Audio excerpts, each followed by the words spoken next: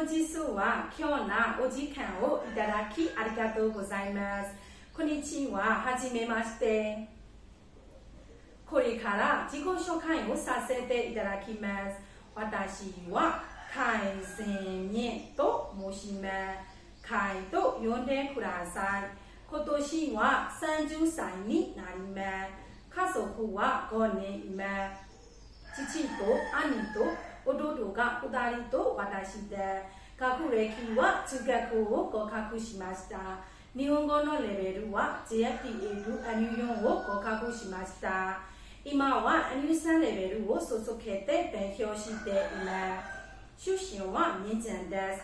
今はヤンゴンに友達と一緒に住んでいます。趣味は音楽を聴くことと料理を作ることで、この面接に合格したら、私は仕事をしっかり頑張って、仕事で大切な人ようになりたいです。一生懸命頑張りたいです。